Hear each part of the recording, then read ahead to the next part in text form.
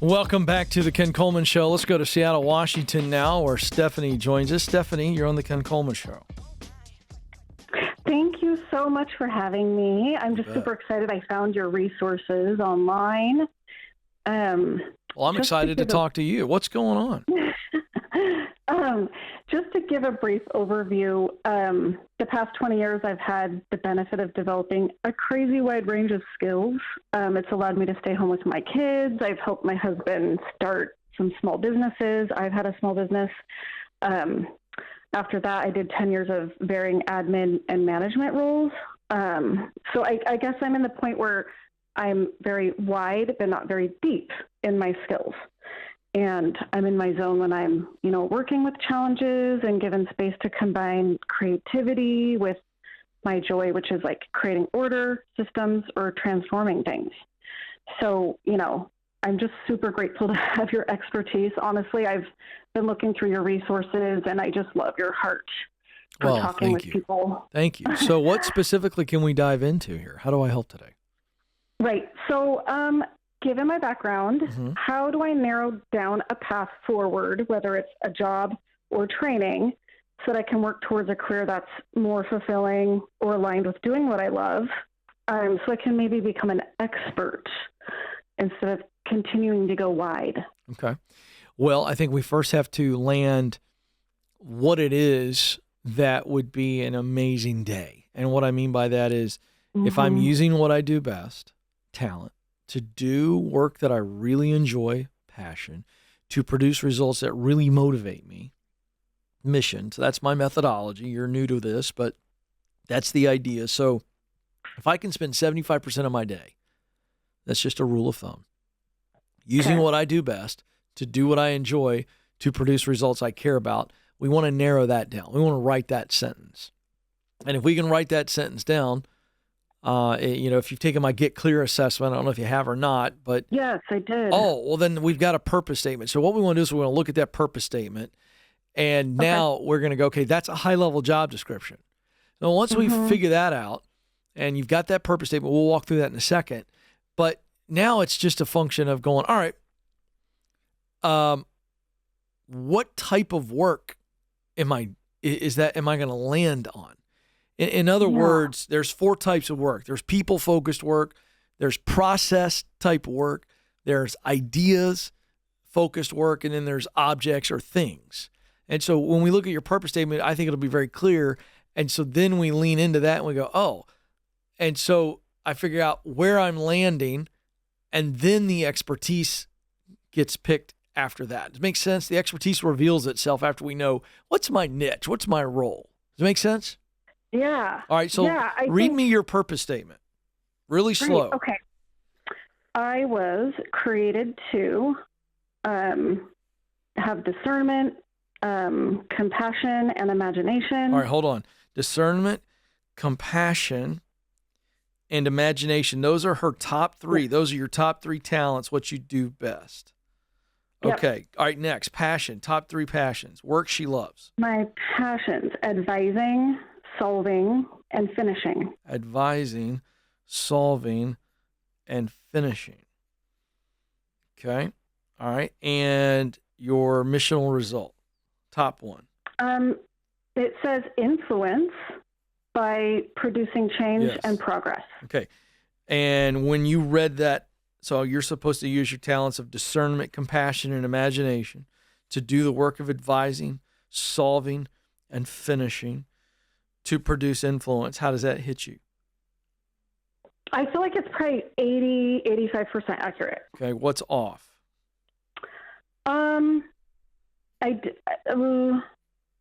You can be honest. Go ahead. What is some of the words you're getting hung up on? Maybe it's under passion. I think advising and solving, yes, for sure. The finishing, maybe not as much. I just needed to research it a little bit more. Yeah, well, no, it's just a word that I used to talk about execution. You like getting stuff done, yes or no? Mm-hmm. Oh, yeah. Well, then that's what that means. So finishing is you're a person who loves to execute on a to-do list, yes? Yes. All right, so good news, you answered the questions on the assessment properly, and you do love finishing.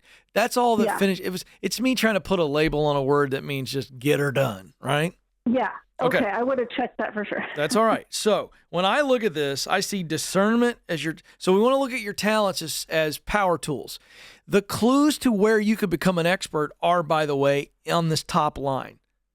Your top 3 talents, and then go back to your assessment results after this call and look at everything above average. So we call them super talents, the top 3. Then we call them solid talents, anything that's above average. And then there's subpar talents. That's in your assessments results. Yes. Okay. And so your ability to be an expert lies within your super talents. And so that is discernment. That's reading people, reading situations, compassion, loving people, kindness, grace, okay? And then finally, imagination.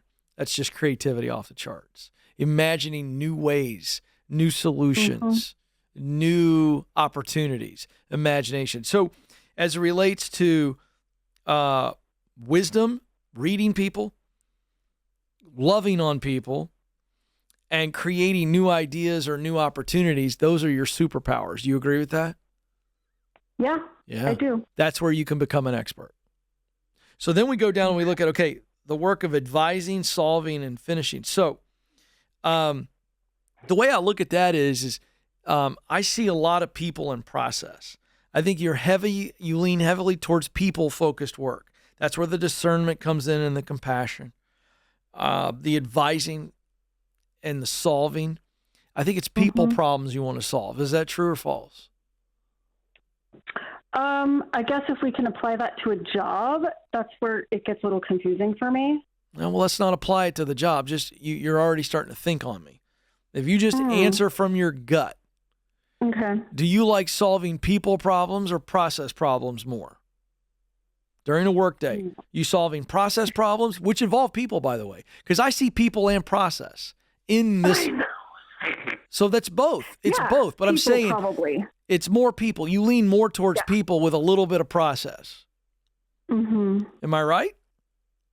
Yeah, I think I definitely am both. I mean, I know, which is great. No, that's perfect. No, it's not hard. It's not hard to combine. Here's what it means. It means you need to be involved in processes and helping people move through those processes. The people component is a big part of it, but you really love solving problems. Give me a problem. Anybody that has the passion of solving, it's like most people walk up on a problem and go, ooh, and you walk up on a problem and go, ooh. Yeah. Oh, did you hear that, folks? We got the oh yeah. So that's you. Let me at the problem. We got people sniping at each other. They're micromanage each other. They're fighting. They're running into each other. Let me get in there. Let me get in there. Excuse me. Let the adult in the room. Yes? That's true. Yeah. All right. So the missional result of influence means you're really driven to help people be their best, do their best. Yeah. And so I think you're in a managerial role. This is loose. Please don't take, I got to be a manager all of a sudden. Ken said I had, but I think you're in a role where you are managing, let's call it guiding. I can see that heart of compassion comes out, the imaginative mind to figure our way through this. How do we solve this? It's kind of like your Solomon from the Bible, right? 2 women fighting over a baby, and Solomon goes, I'll tell you what, cut the baby in half and give each one of them a half. And the real mom goes, no, give it to her, right? That's such a good example. I love it. It's very imaginative. But because of discernment, he figures out, I know how to figure out who the real mom is. And so that's the thing. So I think from here, it's like, okay, I got my job description. This purpose statement is a high-level job description for you. And so all you got to do now is look out into the world of work and go, what are the jobs that are out there that are listed that I look at and go, this allows me to spend most of my day doing this purpose statement, making it come alive, and I can become an expert by logging into and launching into my future in this role. How do I get better at this role? That's how you do it. Thank you so much for the call, Stephanie. You got it. You just got to believe. Thank you for letting me work with you on this. This is the Ken Coleman Show. Press on.